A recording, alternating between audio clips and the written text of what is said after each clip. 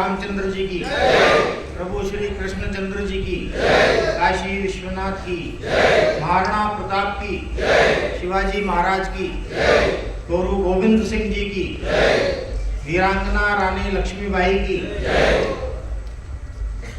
अहिल्याबाई होलकर की, भारत माता की, वंदे मातरम, वंदे मातरम, जय श्री राम। विश्व हिंदू परिषद के 60वें वर्ष के समापन समारोह पर आयोजित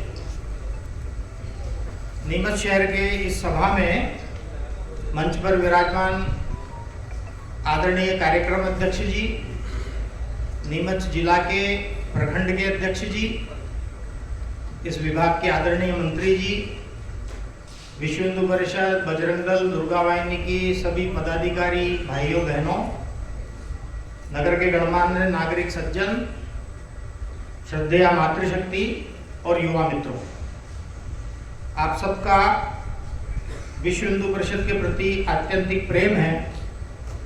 आप सब परिषद को अपना संगठन मानते हैं, इसलिए अपने व्यस्त दिनक्रम में से समय निकालकर विश्व हिंदू परिषद के निमंत्रण पर यहाँ आए हैं। इसलिए प्रारंभ में ही आप सबका मैं अभिनंदन और धन्यवाद ज्ञापित करता हूँ। एक गीत की पंक्तियां ऐसे अवसर पर सहज में याद आती है। हिंदू भाव को जब जब भूले आई विपद महान, भाई छूटे धरती खोई मिटे धर्म संस्थान। तीन बातें जो है, भाई छूटे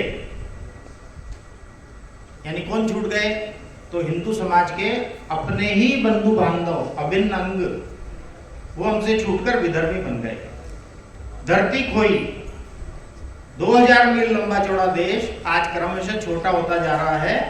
अनेक छोटे छोटे हिस्से भारत माता से, जिसकी हम जय जयकार बड़ी श्रद्धा से, आस्था से, भावना में बहकर लगाते हैं, उस भारत माता के अभिन्न अंग से अलग होकर आज स्वतंत्र देश बनकर हमारे पड़ोसी देश कहलाते हैं। तो धरती खोई और मिटे धर्म संस्थान, एक लंबी श्रृंखला है। मथुरा, काशी, अयोध्या, ये तो है ही। अयोध्या का प्रश्न हल हुआ है, मथुरा काशी का शेष है, परंतु और भी 43,000 मंदिरों की लंबी सूची है। और मिटे धर्म संस्थान यानी ये प्रक्रिया रुक गई क्या? तो अभी अभी बांग्लादेश में विषय कुछ भी रहा होगा, हिंदू मंदिर निशाने पर आज भी थे। तो ये तीनों बातें क्यों होती है? हिंदू भाव क्षीण होता है। भूमि कटती है क्यों? क्योंकि हिंदू भाव क्षीण हुआ। बंधु बिछड़कर विधर्मी बनता है क्यों? क्योंकि हिंदू भाव क्षीण हुआ। किसी भी प्रकार का विश्लेषण कर लीजिए, निष्कर्ष एक ही निकलेगा। कौन सा हिस्सा अलग हुआ? जहां हिंदू अल्प मत में आया, या जो हिंदू है उसमें हिंदू भाव क्षीण हुआ, मंद पड़ गया, वो हिस्सा भूमि अलग हो गया। और धर्म संस्थान कहां मिटते हैं? जहां हिंदू समाज की शक्ति क्षीण होती है। तो विश्व हिंदू परिषद के स्थापना करने वाले गणमान्य महानुभावों का ये विचार रहा उस समय। हिंदू संगठन तो बहुत थे, राष्ट्रीय स्वयंसेवक संघ भी था ही 1925 से कार्यरत, किंतु क्यों और एक संगठन प्रारंभ करने की आवश्यकता पड़ी? देश और दुनिया में यह हिंदू भाव क्षीण न हो, उत्तरोत्तर इतना बढ़े कि हिंदू समाज एक अजय शक्ति के रूप में खड़ा रहे। जिन्होंने देश और दुनिया में विश्व हिंदू परिषद का नाम पहुंचाने में महती भूमिका निर्वाह की, ऐसे श्रद्धेय अशोक जी सिंघल कहते थे, एक वाक्य में बताओ विश्व हिंदू परिषद क्यों काम करता है? तो कार्यकर्ता उनको ही देखकर कहते थे कि आप ही बताइए अशोक जी। तो एक वाक्य बोलते थे, अपने धर्म, संस्कृति, परंपराओं और जीवन मूल्यों पर अगाध श्रद्धा रखने वाली हिंदू शक्ति के निर्माण के लिए विश्व हिंदू परिषद कार्यरत है। एक ही वाक्य है, लेकिन कैसी अजय शक्ति है? जो धर्म, संस्कृति, परंपराओं और जीवन मूल्यों पर अगाध श्रद्धा रखती है। शक्ति तो डाकुओं की भी होती है, माफिया की भी होती है, अंडरवर्ल्ड की भी है, लेकिन अजय हिंदू शक्ति कैसी चाहिए? जिनमें चार बातें हो: धर्म, संस्कृति, परंपराओं और जीवन मूल्यों पर अगाध श्रद्धा। वह निर्माण करने के लिए विश्व हिंदू परिषद 60 साल पहले शुरू हुआ। उसका ये षष्ठी पूर्ति समारोह है। दुनिया भर में, देश भर में विश्व हिंदू परिषद का जो अवदान है उसका एक सिंहावलोकन करना। सिंहावलोकन शब्द क्यों है? क्योंकि सिंह अगर आगे छलांग लगाने वाला होता है तो पहले पीछे मुड़कर देखता है।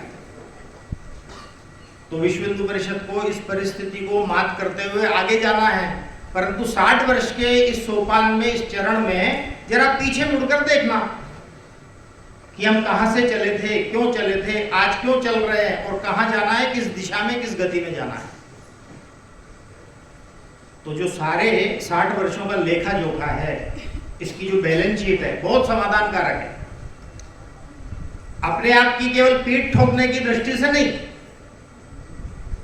परंतु इस दृष्टि से कि जिस समाज के अंग इस नाते हम यहां बैठकर विचार कर रहे हैं, उन सबके सामने आना चाहिए कि विश्व हिंदू परिषद ने क्या किया आज तक।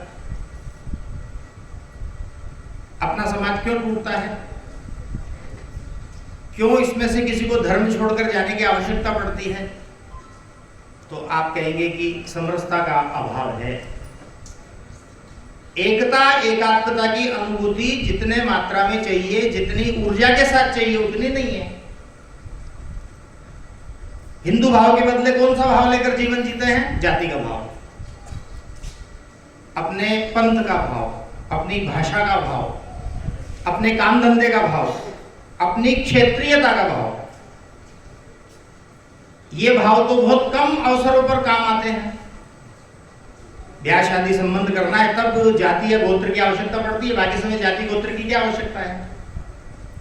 लेकिन हर समय हम उस जाति का भाव धारण करके जीवन जीते हैं, ये कटु सच्चाई है। पूर्वजों ने क्या कहा? जाति पाति पूछे नहीं कोई, हरि को भजे से हरि का होई। स्वयं प्रभु रामचंद्र जी के जीवन में एकता, एकात्मता का भाव है, समरसता का भाव है, जाति भेद नहीं है। उन्होंने निषाद राज को भी गले लगाया और शबरी माता के जूठे वेर भी खाए, उसका आतिथ्य स्वीकार किया। प्रभु कृष्णचंद्र जी का जो जन्मदिन हमने परसों मनाया, तो व्रत, उपवास, कथा, संकीर्तन, शोभा यात्रा, बच्चों की प्रतियोगिता, तमाम सब बातें हमने की। लेकिन कृष्ण के आदर्श को समझने का, उसमें गहराई में जाने का प्रयत्न किया क्या? महाभारत का युद्ध होने के बाद जब ये चर्चा चली कि बहुत रक्तपात हुआ है, बहुत हिंसा हो गई है, भैया यहाँ बात मत करो, तो भाई आप शांति से उधर जाइए, बात वहां कीजिए। तो बहुत रक्तपात हो गया, अभी जरा पवित्रता चाहिए, शांति चाहिए। तो शुद्धिकरण करने के लिए राजसूय यज्ञ का आयोजन निश्चित हुआ। दूर देश से राजे महाराजे सब अतिथि आएंगे, संत महात्मा आएंगे, तो बड़ी व्यवस्था लगेगी।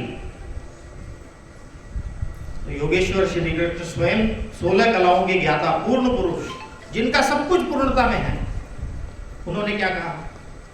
मैं अपने जिम्मे 2 बात ले लेता हूं, उसके बाद की व्यवस्थाएं आप आपस में बांट लीजिए। तो जिनको हमने योगेश्वर कहा, संपूर्ण महाभारत की धुरी को स्वयं केंद्र बिंदु रहकर संचालित किया और धर्म की संस्थापना कराई, ऐसे पूर्णावतार ने क्या कहा? आए हुए अतिथियों के चरण धोऊंगा और जब वो भोजन करके उठ जाएंगे तो उनके जूठे पत्थर उठाऊंगा। ये 2 काम मेरे जिम्मे हैं। इस देश में, इस देश की परंपरा में, हमारे जीवन मूल्यों में श्रम को प्रतिष्ठा है। आज श्रमिक वर्ग का जो बंधु है, शूद्र जो कहलाता है, स्वच्छता का जो काम करता है, वो प्रतिष्ठा पाता है क्या? वो तो हमारी घृणा का अधिकारी है। दुर्दैव से दूर हटो, मेरे छू मत देना, मेरा धर्म भ्रष्ट हो जाएगा। आपका धर्म इतना छुई हुई किसने बताया भैया? जाति पाति पूछे नहीं कोई, हरि को वजह से हरि का ग्रंथों में लिखने के लिए है क्या? ग्रंथों में लिखी हुई बातें आचरण में जब नहीं आती है तब धर्मांतरण होता है, तब किसी को धर्म छोड़कर जाने के लिए विवश होना पड़ता है। तो विश्व हिंदू परिषद का आचरण कैसा है? विश्व हिंदू परिषद के प्रारंभ से ही हिंदू हम सब एक, विश्व हिंदू परिषद इस मान्यता पर देव भक्ति और देशभक्ति इसको समतोल रखती है, इस एकात्मता और एकता की साधना करती है। 500 वर्षों के राम जन्मभूमि के संघर्ष की फलश्रुति जब होती है, उसमें भिन्न भिन्न पड़ाव सोपान आते हैं और ढांचा ध्वस्त होता है, तो नवनिर्माण करना है, शिलान्यास होना है। तो 9 नवंबर 1989 का वो जो गौरवशाली दिन है, जिस दिन शिलान्यास की तिथि निश्चित हुई, मुहूर्त निश्चित हुआ, तो पहली शिला किसने रखी? तो पूज्य धर्माचार्यों की उपस्थिति में बिहार के अपने अनुसूचित जाति के बंधु, जिनको आजकल एससी बोलते हैं, कामेश्वर जी चौपाल ने प्रथम शिला रखी, पूज्य धर्माचार्यों की सहमति से, उनके समर्थन से। ये भारतवर्ष के इतिहास में बहुत गौरव का क्षण है, हमको स्मरण रहता है क्या? नकारात्मक नैरेटिव की आंधी में हम तुरंत बह जाते हैं, लेकिन कभी विचार किया गया कि विश्व हिंदू परिषद ने जब अवसर आया तो उस अवसर में सामाजिक समरसता के भाव को प्रमुखता दी। काशी में धर्माचार्यों की सभा हुई 3 दिन की। सब लोगों ने कहा 3 दिन के लिए आए हैं, ये डोम राजा का स्थान है। डोम राजा कौन है? तो राजा हरिश्चंद्र की परंपरा में जो हमने कथा सुनी है, उसमें जो चांडाल का काम करने वाले, शमशान का काम करने वाले डोम है, उस डोम राजा की परंपरा के महानुभाव वहां रहते हैं। तो संतों ने कहा हम उनका आतिथ्य स्वीकार करेंगे, एक समय का भोजन वहां हो सकता है क्या? समाज में नकारात्मक विमर्श की आंधी में बहते हुए हम कभी कभी ऐसे पूज्य धर्माचार्यों के बारे में पता नहीं क्या क्या अनर्गल बोलते, लिखते और सुनते हैं, परंतु इन्होंने क्या कहा? सर्वसम्मत हम डोम राजा का आतिथ्य स्वीकार करेंगे। सब लोग वहां गए, बहुत श्रद्धा से डोम राजा ने उनको सत्कार किया, इन्होंने उनका आतिथ्य स्वीकार किया। ये भारतवर्ष के इतिहास में सामाजिक समरसता की दृष्टि से बहुत गौरवपूर्ण क्षण है जो विश्व हिंदू परिषद ने रचा है। 1964 में विश्व हिंदू परिषद स्थापित होता है और 1969 में विश्व हिंदू सम्मेलन जो उडुपी में है, कर्नाटक में, उसमें एक मंच से सारे पूज्य धर्माचार्यों ने, शंकराचार्यों ने एक स्वर से घोषणा की, हिंदव सोदरा सर्वे न हिंदू पतितो भवे, मम दीक्षा हिंदू रक्षा मम मंत्र समानता। हिंदू समाज में कोई नीच और पतित नहीं हो सकता। हिंदू रक्षा मेरी दीक्षा है और समानता मेरा मंत्र है। राजा हर्षवर्धन के समय जो प्रक्रिया रुक गई थी, संत धर्माचार्य एक मंच पर आते ही नहीं थे। राजा हर्षवर्धन के समय तक आते थे, उसके बाद वो परंपरा लुप्त हो गई, टूट गई। उस कड़ी को फिर से पुनर्जीवित किया विश्व हिंदू परिषद ने, साधु संतों के चरण पकड़ पकड़ कर। तो स्वयं साधु संतों का, धर्माचार्यों का एक मंच पर आना, एक साथ प्रस्ताव पारित करना और उस प्रस्ताव में कहना हिंदू धर्म में कोई पतित नहीं है, कोई छुआछूत को स्थान नहीं है। परम पूज्य श्री गुरु जी जो स्वयं वहां विराजमान थे, संघ के द्वितीय सरसंघचालक, जिनकी विश्व हिंदू परिषद को स्थापना करने में महती भूमिका थी, उन्होंने खड़े होकर के कहा हर्ष ध्वनि करो, ताली बजाकर इस प्रस्ताव का स्वागत करो, ये बहुत ऐतिहासिक क्षण है। हिंदू समाज की एकात्मता, एकता को परिपुष्ट करने वाला और हिंदू समाज को अजय शक्ति के नाते खड़ा करने वाला अलौकिक क्षण है, हर्ष ध्वनि करो। उस गहराई को हम समझते हैं क्या? तो विश्व हिंदू परिषद अपने जन्म काल से सामाजिक समरसता का पुरस्कार करते आया है, उसकी साधना करते आया है। लेकिन ये प्रक्रिया केवल सामूहिक कार्यक्रमों में एक व्यवस्था के नाते, एक रचना के नाते हो, ऐसा नहीं है। ये हमको अपने व्यक्तिगत और पारिवारिक जीवन में लेकर जाना पड़ेगा। मेरे व्यक्तिगत जीवन में सामाजिक समरसता है क्या? मेरे पारिवारिक वातावरण में सामाजिक समरसता है क्या? हिंदू समाज का कोई भी व्यक्ति सहर्ष मेरे घर में आकर मेरा आतिथ्य स्वीकार कर सकता है। मैं किसी भी व्यक्ति के घर में जाकर उसका जल पी सकता हूं। इतना बड़ा मन अपना है क्या? तो विश्व हिंदू परिषद अपने स्थान पर यह करता है, परंतु हम विश्व हिंदू परिषद को अच्छा मानने वाले इसमें से कौन सा बोध प्राप्त करते हैं? तो जब एकता एकात्मता का ताना बाना परिपुष्ट होगा तब धर्मांतरण रुकेगा। आज हमारा संपूर्ण मध्य प्रदेश, मालवा, ये धर्मांतरण की समस्या से ग्रस्त है। छोटे छोटे स्थान पर भी ईसाई मिशनरी, मुस्लिम मुल्ला मौलवी ये हिंदू समाज को काटकर, हिंदू समाज को बांटकर हमारे समाज बांधवों को विधर्मी बनाने में प्रयत्न पूर्वक जुटे हुए हैं। अपनी क्या तैयारी है, अपनी क्या व्यवस्था है, विश्व हिंदू परिषद का इस दृष्टि से क्या अवदान है? तो इन 60 वर्षों में लगभग 50 लाख हिंदू बांधवों को स्वधर्म में बनाए रखने में, उनको धर्मांतरण नहीं करने के लिए विश्व हिंदू परिषद सफल हुई है। अगर विश्व हिंदू परिषद नहीं होती तो ये 50 लाख बंधु बांधव विधर्मी हो चुके होते। तो जो चले गए उनका क्या?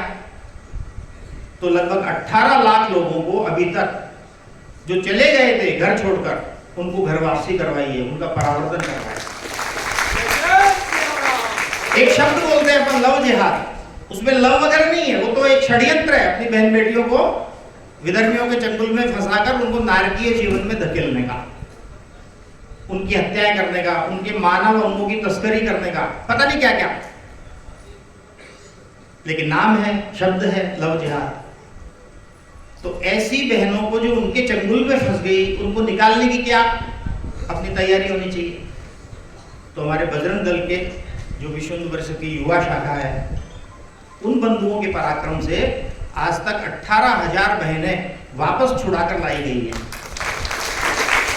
आसान बात नहीं है, मैंने कह दिया, आपने सुन लिया, आपने ताली बजा दी, लेकिन बाहुबल लगता है, पुलिस कार्रवाई लगती है, मारामारी होती है, गोलियां चलती है, लेकिन हुआ संभव।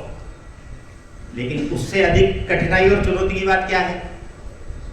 इन बहनों को जो कुछ न कुछ काल उनके चंगुल में फंसकर रहकर आई है, कौन स्वीकार करे?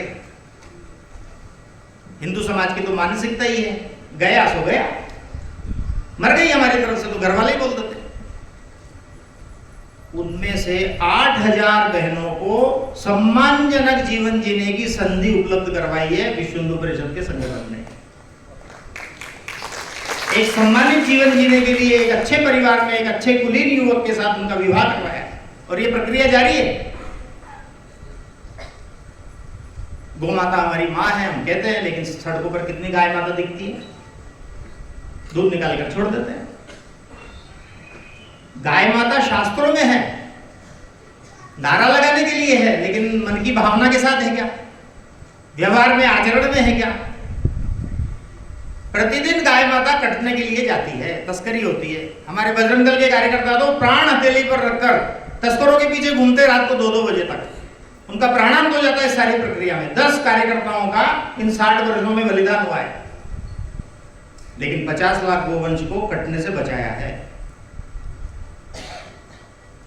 अनेक गौशालाएं चलाते हैं, इस भाव से नहीं कि गौशाला चलाने से गाय माता का पालन होगा, वो भ्रांति है किसी की भी, इस गलतफहमी में किसी को नहीं रहना।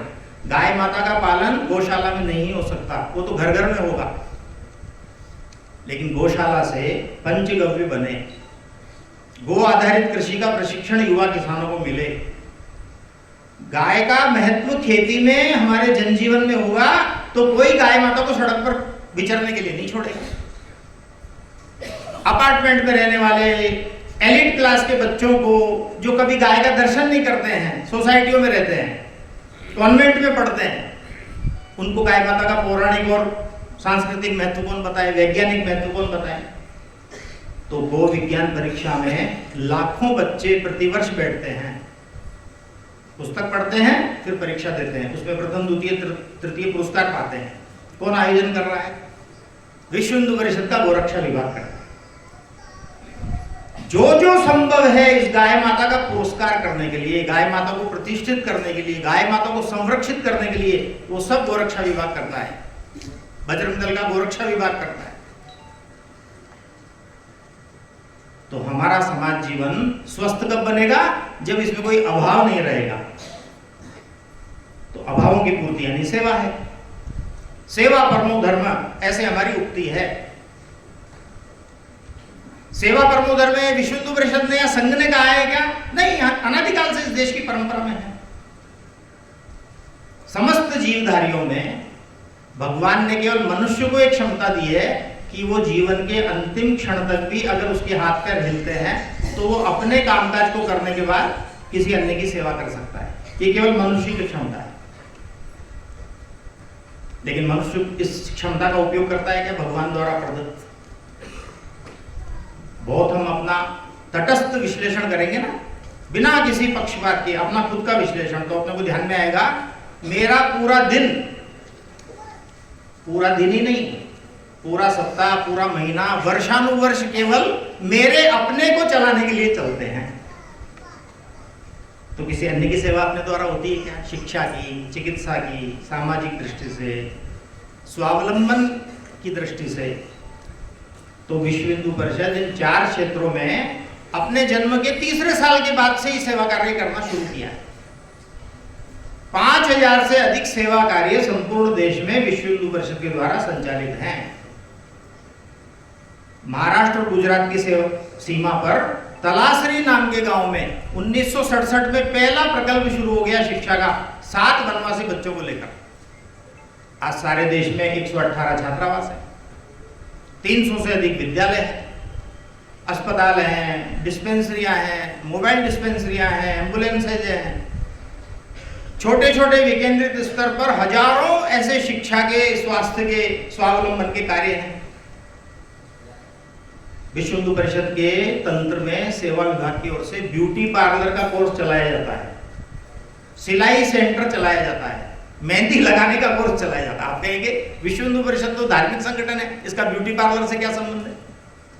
ये मेहंदी लगाने का काम विश्व हिंदू परिषद क्यों करती है? कह सकते हैं आप, लेकिन आपने कभी सोचा विधर्मी अपने घर परिवार की बेटियों का हाथ पकड़कर 2-2 घंटे तक मेहंदी लगाते हैं, उनका फोन नंबर एक्सचेंज करते हैं? कभी सोचा? ब्यूटिशियन के नाम पर कोर्स कराने के लिए लेने से लेकर ब्यूटी पार्लर के अंदर महिलाओं का काम है, परंतु वहां कौन काम कर रहा है? विधर्मी युवक काम कर रहे हैं। लव जिहाद के किस्से होते हैं। तो विश्व हिंदू परिषद समस्या का रोना नहीं रोती, वो समस्या में समाधान बनकर खड़ी होती। कोटा शहर हमारे यहां से नजदीक है। पिछले गणगौर महोत्सव के पहले वहां की बहनों को, ये जो गाड़िया लोहार की, कालबेलिया की, ऐसे सड़क पर विचरण और रहने वाली जो बहनें हैं, बच्चियां हैं, उनको सिखाया, मेहंदी लगाना सिखाया। हमारी मातृशक्ति दुर्गा वाहिनी की बहनों ने। गणगौर का पर्व आ गया तो अपार्टमेंट सोसाइटी में संपन्न घरों में उनका नंबर दे दिया। तो उन्होंने गणगौर पर ऐसी संपन्न माताओं बहनों ने उन बच्चियों को बुला लिया। 60 बच्चियों ने जो घर घर में जाकर मेहंदी लगाई, लगभग 3.25 लाख रुपए की आय थी। ये 3.25 लाख रुपया अगर ये अनुष्ठान हम नहीं करते तो विधर्मियों की जेब में जाने वाला था, और उसके बाद क्या क्या होने वाला था उसकी कल्पना आप कर सकते हैं। समाधान, छोटा सा सिलाई सेंटर चलता है, लेकिन उसमें आने वाली 10, 12, 15 बहनें केवल सिलाई नहीं सीखती, वो सामाजिक समरसता का पाठ पढ़ती है। उनमें से सिलाई सिखाने वाली बहन 1 साल बाद बोलती है, भाई साहब ये सिलाई का काम तो मेरी बहन कर लेगी, मेरी भतीजी कर लेगी, मैं 1 साल के लिए दुर्गा वाहिनी की सदस्य बन सकती हूँ क्या, कार्यकर्ता बन सकती हूँ क्या, मैं पूर्णकालीन जाना चाहती हूँ। उसने सुन रखा था, वर्ग भी कर लिया था। प्रकल्प हम सामाजिक सेवा का चला रहे हैं, परंतु उसमें से कैसा भाव निर्माण होता है, जो सीखने आती है उनमें भी, और जो सिखा रही है वो कार्यकर्ता के रूप में बनकर विकसित होती है। ये काम नीमच में क्यों नहीं चलना चाहिए? विश्व हिंदू परिषद ही सेवा कार्य करे, हम तो केवल देखकर उसका पुरस्कार करें, उसकी जय जयकार करें, ऐसा क्यों? तो हमको सोचना पड़ेगा कि विश्व हिंदू परिषद ने तो एक राह दिखाई है कि सब प्रकार के प्रपंचों के बाद भी यह संभव है। अगर हम करें तो हम करें, उसमें सहयोग करें अपनी क्षमता से, योग्यता से, बुद्धि से। अभावों की पूर्ति से ही कोई समाज एक सुंदर समाज बन सकता है। रोजी रोटी की चिंता में ग्रस्त है तो धर्म नहीं सूझता है।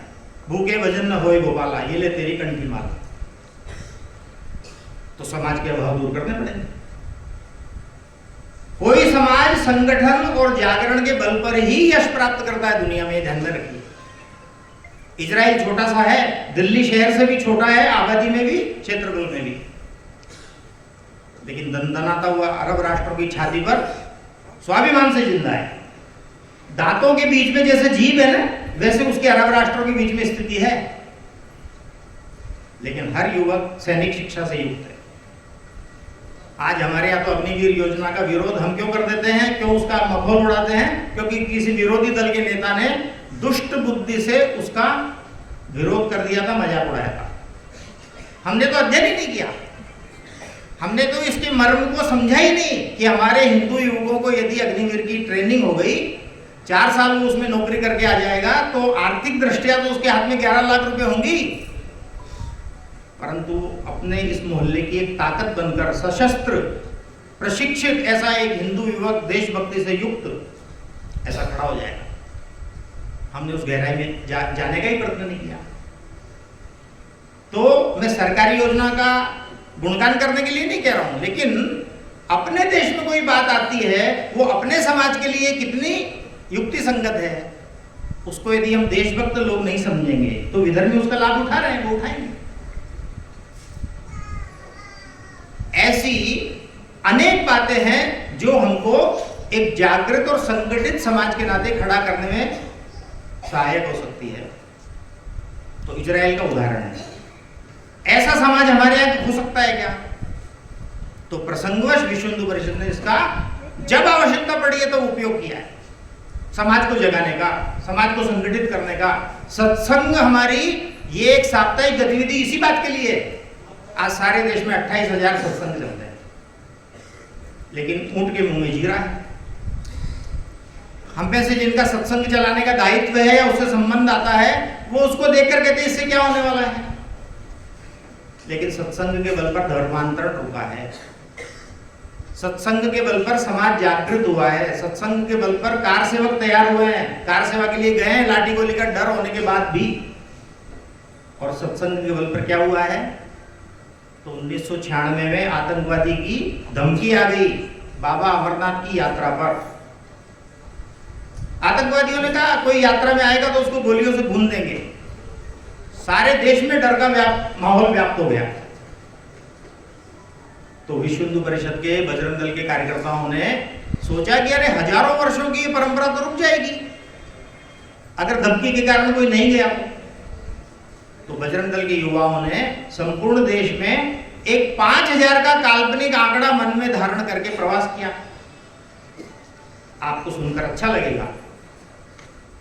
समाज में किसी संगठन का जब विश्वास होता है ना, तो समाज उसका प्रतिशत कैसा देता है।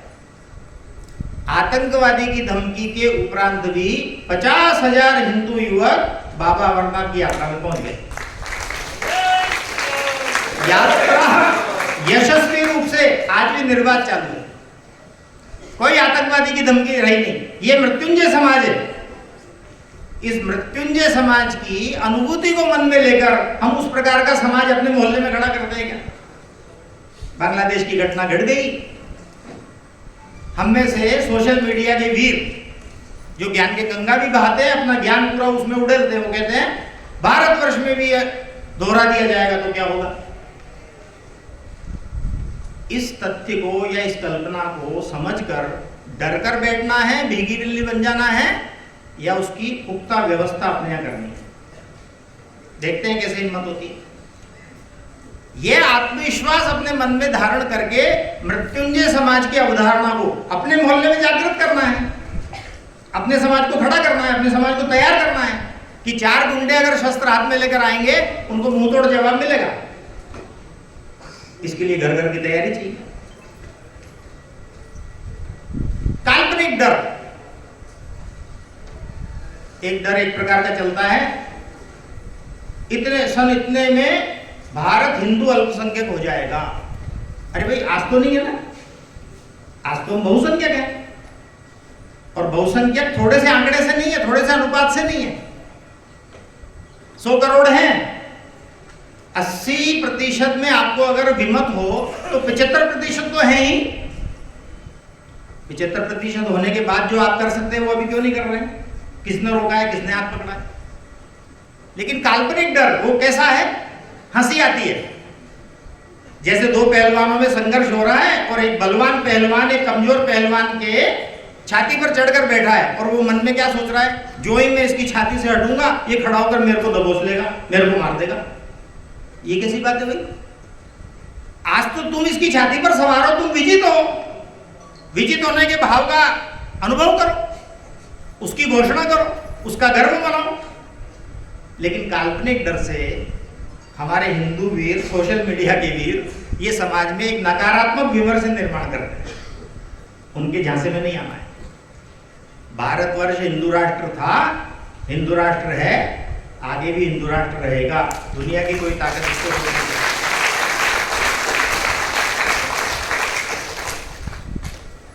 आज रात्रि को घोषणा हो जाए, मान लो शासन की ओर से, रात को 8 बजे ही होती है ना घोषणा, वो कह दे कि भारतवर्ष कल से हिंदू राष्ट्र है, तो सवेरे हम जब उठेंगे 31 अगस्त को तो देखेंगे चारों तरफ हरा भरा स्वच्छ देश है, भ्रष्टाचार से मुक्त है, बीमारी से मुक्त है, बेरोजगारी से मुक्त है, एकदम सब जैसा चाहिए हमारी कल्पनाओं में राम राज्य वो है। ऐसा हो जाएगा क्या? घोषणा तो हो गई रात को, आज मान लो। आप अच्छी तरह से जानते हैं ऐसा नहीं होगा। तो 700 साल के शासन में, मुगलों के शासन में भी भारत हिंदू राष्ट्र था, अंग्रेजों के 200 साल के शासन में भी भारत हिंदू राष्ट्र था, परकीय शासन था, लेकिन हिंदू राष्ट्र तो था। दुनिया के सब लोग मानते हैं। आज स्वकीयों का शासन है तो भी हिंदू राष्ट्र है, और आगे किसी का भी शासन रहे, एक भी व्यक्ति यहां है तब तक भारत हिंदू राष्ट्र है। आबादी से उसका कोई सरोकार नहीं है। लेकिन ये बात आप भी अच्छी तरह से जानते हैं कि जो हमारी संकल्पना का हिंदू राष्ट्र वो कैसा है, रोग मुक्त, बीमारी मुक्त, अभाव मुक्त, पर्यावरण से युक्त। इसके लिए भैया काम करना पड़ेगा। वो काम ही विश्व हिंदू परिषद करता है। 6 कार्य विभाग और 12 आयाम के द्वारा उसके बल पर समाज को रोग मुक्त करना, अभाव मुक्त करना, भ्रष्टाचार मुक्त करना, संगठित और जागृत बनाना, मृत्युंजय राष्ट्र के नाते से उसको संसार के सामने एक उदाहरण स्वरूप रखना। जो भगवान ने हमको दायित्व दिया विश्व कल्याण का, वो करने में सक्षम, सामर्थ्यवान ये बनाने के लिए विश्व हिंदू परिषद कटी है। उसके लिए जो जो बातें करनी है उसमें से एक सामाजिक समरसता की बात मैंने पहले कही है। आप सोचिए कि अगर हिंदू राष्ट्र है और सामाजिक समरसता से युक्त नहीं है तो कायदा हिंदू राष्ट्र है। तो सबसे पहली बात है सामाजिक समरसता। दूसरी बात है हरा भरा, पर्यावरण से युक्त, पर्यावरण की संरक्षा सुरक्षा से युक्त ऐसा देश जिसमें प्लास्टिक का कोई स्थान नहीं है। प्लास्टिक यानी सिंगल यूज प्लास्टिक। आप प्लास्टिक की कुर्सी पर बैठे, उससे मेरा विरोध नहीं है, लेकिन सिंगल यूज प्लास्टिक का कम से कम या निर्मूलन मेरे व्यक्तिगत और पारिवारिक जीवन में, अपने उत्सवों के जीवन में, अपने कार्यक्रम में भी प्लास्टिक की बोतल रखी है। ये कार्यकर्ताओं को समझना चाहिए। एक लोटे में क्यों नहीं रखा जा सकता था पानी? शॉर्टकट चलते ना। प्रबोधन तो अनेक बार हुआ बैठको, लेकिन प्रबोधन करने वाले ने कर लिया, सुनने वाले ने सुन लिया, उदाहरण कौन रखेगा? तो मेरे घर में, मेरे परिवार के उत्सव में, मांगलिक कार्यक्रम में, संगठनों के कार्यक्रम में सिंगल यूज प्लास्टिक का उपयोग नहीं करेंगे। जन्मदिन केक से नहीं मनाएंगे। केक हमारी परंपरा नहीं है। हम पौधा देंगे, पौधा रोपण करवाएंगे जिसका जन्मदिन है उससे, उसको 3 साल तक पालन पोषण करेंगे। सेल्फी लेने के लिए पौधा नहीं लगाएंगे, उससे अच्छा तो नर्सरी में ही पल रहा था। आपने सेल्फी के चक्कर में पौधा लगाया, वो मर गया 3 दिन बाद, आपको पाप लगेगा। ऐसा अनर्थ मत कीजिए। तो पौधा लगाने की परंपरा लगाइए। बुके मत दीजिए भेंट में, एक छोटा सा तुलसी का गमला दे दीजिए, वो अपने घर में ले जाएंगे। परंपराओं को बदलकर, रूढ़िवादियों को छोड़कर ऐसी अच्छी बातें शुरू करना जिससे हमारा पर्यावरण सुरक्षित हो। घर में अतिथि आते हैं, आधा गिलास पानी दीजिए पीने के लिए, ज्यादा प्यास होगी और मांग लेंगे। पानी मांगने में तो कोई शर्म नहीं है, लेकिन पूरा गिलास भरकर दिया, उन्होंने 2 घूंट पीकर रख दिया। और ऐसे 4-5 मेहमानों ने दिन भर में किया एक घर में, तो मोहल्ले के कितने घर, फिर गांव के कितने घर, महानगरों के कितने घर, उसमें दिन भर में कितनी पेयजल की बर्बादी। छोटी छोटी बातें हैं, विषय लंबा होगा। ऐसे वैयक्तिक स्तर पर, पारिवारिक स्तर पर स्वच्छ पर्यावरण, पेयजल की बर्बादी रोकना और प्लास्टिक मुक्त भारत बनाना, ये दूसरी बात है, यानी पर्यावरण। तीसरी बात है हमारा कुटुंब संस्कार। दुर्दैव से आज अपने घर परिवार में जो बालक पल बढ़ रहे हैं वो नाम के हिंदू हैं। आप मुझे क्षमा कीजिए, आपको मेरी बात सुनकर अच्छा नहीं लगेगा। नाम के हिंदू हैं क्योंकि हमने उनका हिंदू परंपरा से नाम रखा है। हिंदुत्व जानते हैं क्या? वेद कितने उनको पूछो, नहीं मालूम। उपनिषद कितने हैं, पुराण कितने हैं, कोई सरोकार नहीं। ज्योतिर्लिंग कितने हैं, 3-4 के नाम बता दो। शक्तिपीठ कितने हैं, बता दो 2-3 नाम। कुंभ के मेले कहां कहां होते हैं और कुंभ क्यों होता है, कितने लोग हम में से भी जानते हैं? हिंदू धर्म की आधारभूत बातें जिसके कारण हम हिंदू हैं, ये उस बाल आयु में अपने बच्चों को, नवीन पीढ़ी को, 4 साल से 12 साल के बालक बालिकाओं को बताने की कोई व्यवस्था है क्या? मोबाइल हाथ में दे देते हैं और ढंग से खाना खा ले, थोड़ी देर शांत रहे तो हो गया, और ज्यादा बिगाड़ हो गया। जो बताना चाहिए वो बताया नहीं, और जो उसको नहीं जानना चाहिए उस उम्र में उसको लेकर बैठा है एकांत में। सोचना पड़ेगा। घर के सब सदस्य हर दिन नहीं तो साप्ताहिक रूप से एक बार भोजन करते हैं क्या साथ बैठकर? कोई कब आता है रसोई से अपना भोजन लेकर सोफे पे बैठ के खाता है, कोई कब आता है रसोई से अपना भोजन लेकर बेडरूम में बेड पर बैठकर खाता है, कोई कहां खाता है। तो ये हिंदू परंपरा तो नहीं। हमारे यहाँ तो भोजन और भजन, भाषा और भूषा, भवन और भ्रमण, सब में एक संस्कारों का प्रकटीकरण होता है। छोटे बच्चे बड़े होकर बड़ों का तिरस्कार क्यों करते हैं? जिनके द्वारा वो पाले पोसे गए हैं, योग्य बने, सक्षम बने, उनको अनसुना क्यों करते हैं? उनको समय क्यों नहीं देते हैं? आप सब जानते हैं। उनको योग्य आयु में नहीं बताया गया कि प्रातःकाल उठ के रघुनाथा, मात पिता गुरु नावई माथा। इसका कोई महत्व है इस चौपाई का। श्री रघुनाथ जी जिसके हम अनुयायी हैं, भक्ति से उनकी श्रद्धा व्यक्त करते हैं, उनकी स्वयं की दिनचर्या कैसे शुरू होती है? माता पिता और गुरु को प्रणाम करके होती है। तुम भी ऐसा करो। ये छोटी छोटी आयु में बताने की जो बातें हैं, जब इनकी अवहेलना होती है, धर्म की, संस्कृति की, अपनेपन की जब उनको जानकारी नहीं दी जाती है, तो जो केरला स्टोरी नाम की फिल्म में आपने देखा होगा, एक वो कन्या पात्र अपने पिता से कहती है कि पापा आपकी भी गलती है, सब कुछ बर्बाद हो गया था। तब वो कहती है पापा आपकी भी गलती है, आपने हमको अपने कल्चर के बारे में कभी बताया? भोजन करने के पहले भोजन मंत्र भी होता है क्या? ये अपने देश की परंपरा है क्या? वो बताइए। तो संस्कार शाला के द्वारा छोटे बालकों को 4 साल से 12 साल के आयु वर्ग को सेवा विभाग के द्वारा संस्कार शाला चलाकर संस्कारित करने का अनुष्ठान चल रहा है। सारे देश में 1000 संस्कार शालाएं भी चलती है।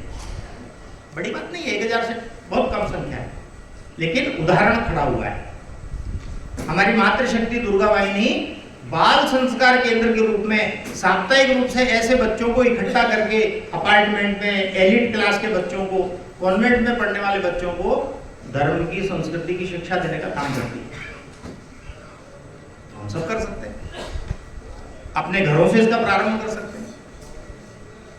तो कुटुंब में हिंदुत्व का, हिंदू संस्कृति का संस्कार जीवंत करना, साप्ताहिक रूप से सब बैठकर भजन भोजन करना। उस समय राजनीति की, फिल्म की और क्रिकेट की चर्चा नहीं करना, किसी की निंदा नहीं करना, अच्छी बातों का शेयरिंग करना, 2-4 भजन बोलना परंपरा के अपने, बाद में बैठकर प्रेम से भोजन करना। ये अगर प्रक्रिया शुरू हो जाती है, एक अच्छा हिंदू परिवार विकसित हो सकता है, जिसकी आज अवहेलना हो रही है। तो ये कुटुंब संस्कार की बात है। और अगली बात है स्वयं का प्रकटीकरण। जीवन के हर क्षेत्र में मैं स्वदेशी और स्वानुभूति इसको प्राधान्य देता हूं। वस्तुओं के खरीदने बेचने में केवल स्वदेशी वो तो है ही, हमारे अर्थ का भाग हमारी कंपनियों को मिले, इस देश में रहे, ये अपनी जागरूकता का विषय है। अगर हमारी गाड़ी कमाई का पैसा बहुराष्ट्रीय कंपनियां लेकर जाती है तो हमसे बड़ा मूर्ख कौन होगा? उनको दुनिया भर में कारोबार करना है, अच्छा पैकिंग देकर, लुभावने विज्ञापन देकर वो हमारा माल लूटते हैं पैसा। हम उनकी शिकार क्यों बने? आपकी कमीज जैसी मेरी कमीज सफेद हो, कोई आवश्यक नहीं, मेरी कम सफेद रहेगी, लेकिन मैं अपने देश में पैसा विनियोग करूंगा। लेकिन जीवन में सब जगह स्वयं की अभिव्यक्ति होती है। हम अपना हस्ताक्षर कौन सी भाषा में करते हैं? हम अपने संबोधन कौन सी भाषा में? मैं अपनी मदर के घर को छोड़ने जा रहा हूं, मैं सिस्टर को लेने जा रहा हूं। क्यों भाई? ये मदर सिस्टर तो हिंदुओं में तो होती नहीं, तो बहन मां क्यों नहीं बोल सकते हम? अंकल और आंटी में सारे संबोधनों का समावेश कर दिया आज की पीढ़ी ने। तो जो भिन्न भिन्न संबोधनों में संबोधन के साथ एक मधुरता, एक संबंध की ऊर्जा व्यक्त होती थी, वो कहां गई? 80-82 साल के भी अंकल जी, 50-52 साल के भी अंकल जी और 30-32 साल के भी अंकल जी, तो कोई अंतर है कि नहीं? कौन बताएगा? अंग्रेज ने हमारे कनपट्टी पर बंदूक रखकर तो नहीं कहा था कि मम्मी कह लो, मुझे क्षमा करना पापा। ये मां जैसा प्राकृतिक शब्द जो बछड़े के मुंह से सबसे पहले सुना जाता है, प्राकृतिक शब्द है, वो मां शब्द क्यों लुप्त हो गया? मम्मी क्यों आ गया? मम्मी का शाब्दिक अर्थ क्या है? डिक्शनरी में देखिए, आपके पैरों की धरती खिसक जाएगी। हमारी जीती जागती भगवत स्वरूपा मां को हमने एक मरी हुई लाश, जिसको मसाला लगाकर, रासायनिक लेप लगाकर सुरक्षित रखा जाता, वो बना दी। हंसने की बात हो सकती है, लेकिन दुर्दैव है, हम हिंदुओं की समस्या क्या है? हम अपना अच्छा बहुत आसानी से छोड़ देते हैं और परकीय को अंधानुकरण करके आंखों पर पट्टी बांधकर तुरंत स्वीकार कर लेते हैं। ऐसा क्यों होता है? इसको कौन बदलेगा? एक दूसरे को दोषारोपण करने से नहीं होगा, इसका प्रारंभ अपने घर से करना पड़ेगा। मेरी भाषा में हस्ताक्षर करूंगा, मेरी भाषा में निमंत्रण पत्रिका छपाऊंगा, मेरी भाषा में मेरे दुकान का या घर का नामपत्र बनाऊंगा। यहां से प्रारंभ होगा। जीवन में स्वयं की अभिव्यक्ति, उसका गर्वाभिमान, गौरवानुभूति, संबोधनों में उसकी अनुभूति, मांगलिक पर्वों में उसको मनाने के समय अनुभूति।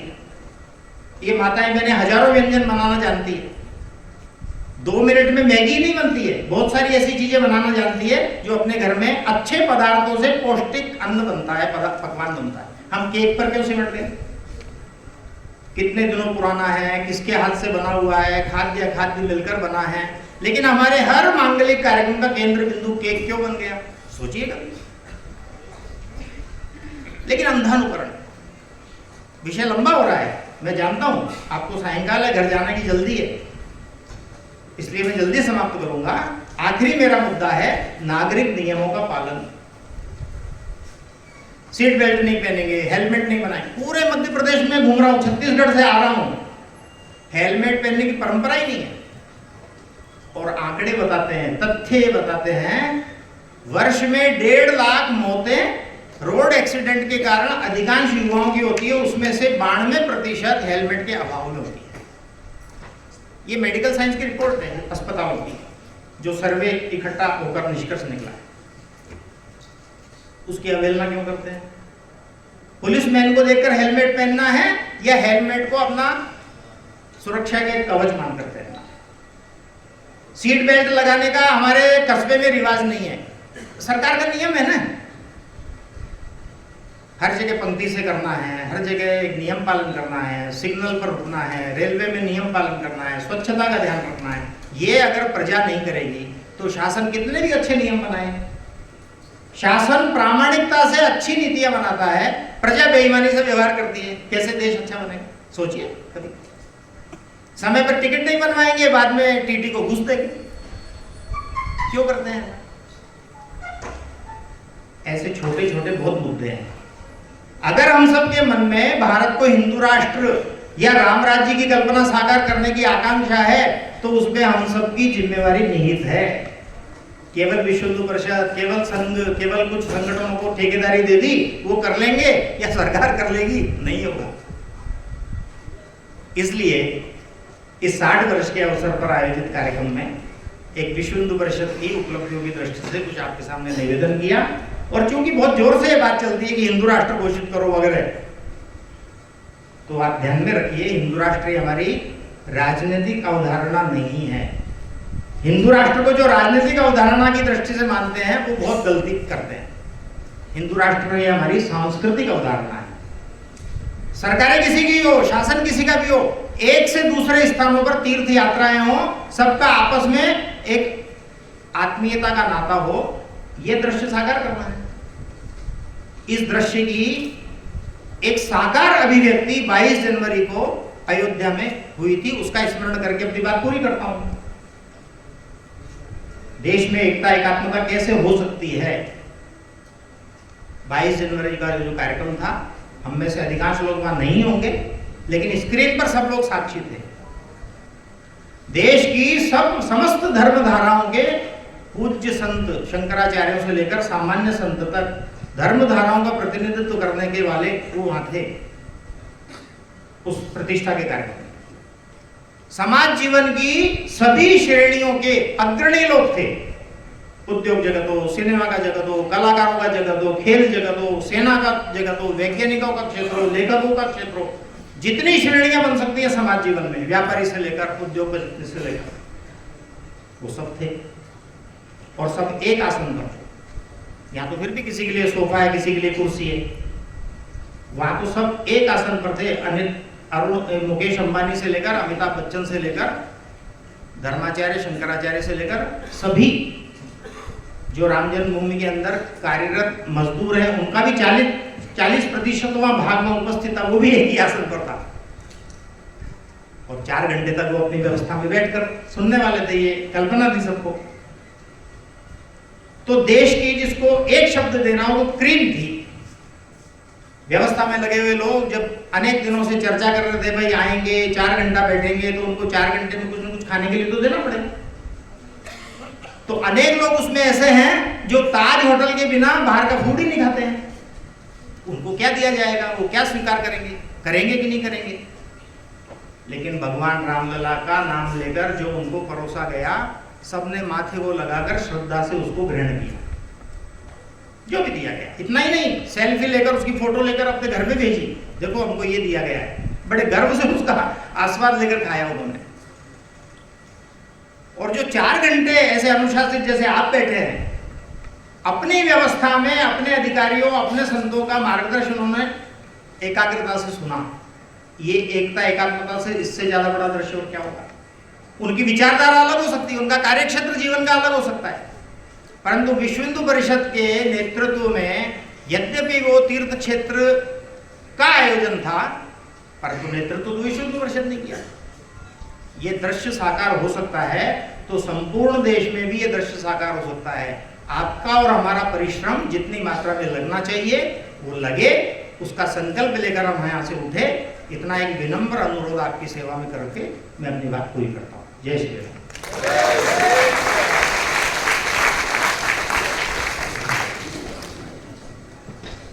आदरणीय भाई साहब ने जो हमारा मार्गदर्शन करा,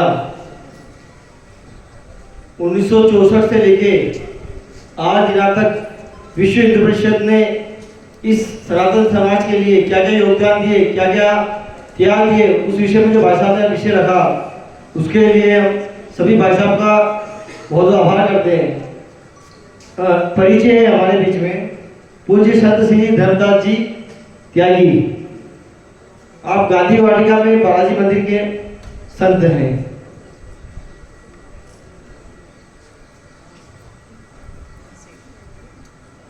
जो कुछ सूचनाएं हैं, कार्यक्रम के समापन के बाद सभी का अल्पाहार यहीं रहे। टाउन हॉल में अल्पाहार की व्यवस्था है, सभी अल्पाहार करके जाएंगे। मैं भाई साहब हमारे जिले के उपाध्यक्ष, 1 मिनट समापन मंत्र होगा, आप बैठिए, 2 मिनट समापन मंत्र के बाद जाना।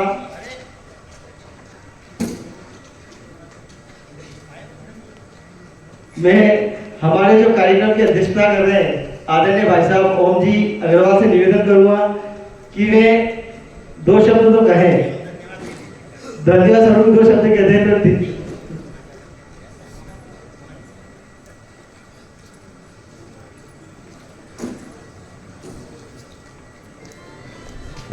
तो धन्यवाद भाई। जय श्री राम। जय जय श्री राम।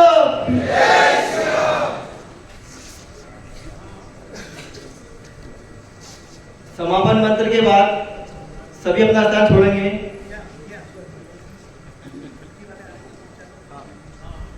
पिछले कई वर्षों से नीमच में विश्व हिंदू परिषद के स्थापना दिवस के माध्यम से एक कार्यक्रम पूरे नीमच शहर का, पूरे नीमच जिले में प्रसिद्ध है, मटकी फोड़ प्रतियोगिता, जो पिछले 26 तारीख को नीमच में शुरू हुई और 27 तारीख को उसका समापन हुआ। उसी के निमित्त जिन ग्वालों ने मटकी फोड़ी, यदुवीर सेना के में सभी भाई यहाँ मंच पर उपस्थित हो जाएं। और जो हमारी उपविजेता टीम रही, हमारी जो चौथखेड़ा की टीम है, जो पिछले कई वर्षों से मटकी फोड़ रही थी, इस बार नहीं फोड़ पाई, तो उनसे भी निवेदन करूंगा वो भी मंच पे आ जाए। मैं भाई साहब से निवेदन करूंगा कि उनको जो उपहार स्वरूप जो राशि जो आप लोगों के माध्यम से प्राप्त हुई उन्हें भेंट करें और शील्ड भेंट करें। भारत माता की जय। जय श्री राम। यदुवीर सेना से ऋषि जी यादव आ जाए, छोटू जी यादव आ जाए, आकाश जी आ जाए, दुर्योधन जी आ जाए और जय यादव जी आ जाए। और हमारे भाई साहब गौरीशंकर जी भाई साहब और उनके साथ जो भी आए वो भी आ जाए।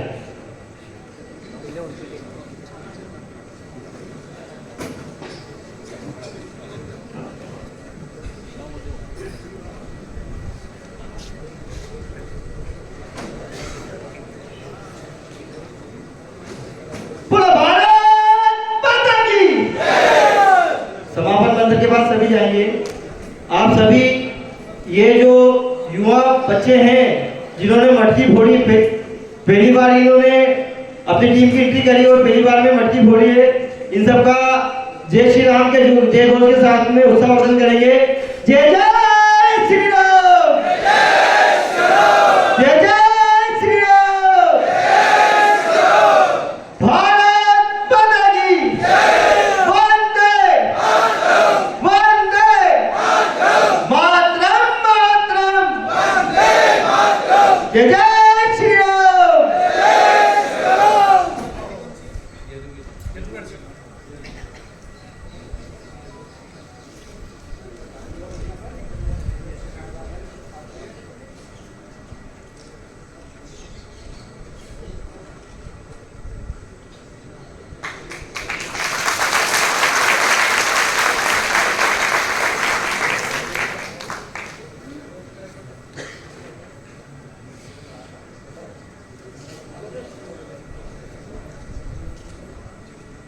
हमारे चौथखेड़ा की टीम के कार्यकर्ता भी आ गए हैं।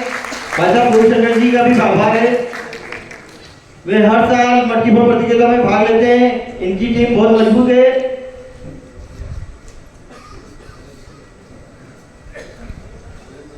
भारत माता की ये गरिमामय कार्यक्रम में सभी प्रबुद्धजन, समाजजन और मातृशक्ति और सभी जो व्यवसायी व्यापारी वर्ग जो इस कार्यक्रम में उपस्थित हुए हैं, उनके आभार के लिए मैं हमारे जिले के उपाध्यक्ष श्री संजय जी यादव से निवेदन करूंगा कि सबका आभार व्यक्त करें। जय जय श्री राम। आज के गरिमामय आयोजन में हमारे केंद्रीय अधिकारी, केंद्रीय मंत्री सम्माननीय अजय जी पारिक साहब, हमारे विभाग मंत्री श्रीमान अनुपाल सिंह जी झाला साहब, हमारे जिलाध्यक्ष श्रीमान शैलेंद्र जी गर्ग साहब, यहाँ पर हमारे पधारे हमारे सम्मानित विधायक महोदय प्रहलाद राय जी गर्ग साहब और हमारे शहर की प्रथम नागरिक श्रीमती स्वाति गौरव चोपड़ा जी सहित जितने भी जो सम्मानित समाजजन यहाँ पधारे हैं, जो हिंदूवादी लोग पधारे हैं, उनका संगठन की ओर से मैं आभार प्रकट करता हूँ और हमारे केंद्रीय अधिकारी जी को ये विश्वास दिलाता हूँ कि आइंदा से विश्व हिंदू परिषद के नीमच हम लोग ये प्लास्टिक की बोतल में पानी नहीं रखेंगे और ना ही उपयोग करेंगे, और आपने जो भी सीख दी है उसका अक्षरशः पालन करने का प्रयास करेंगे। बहुत बहुत धन्यवाद। जय श्री राम। सावधान। ओम पूर्णमद, बैठ जाइए, अपने स्थान पर बैठ जाइए। समापन मंत्र है, इसके बाद सभी का अल्पार यही रहेगा, सभी से निवेदन अल्पार करके ही जाए। ओम पूर्णमद पूर्णमिदं पूर्णात् पूर्णमुदच्यते पूर्णस्य पूर्णमादाय पूर्णमेवावशिष्यते। ओम शांति शांति शांति।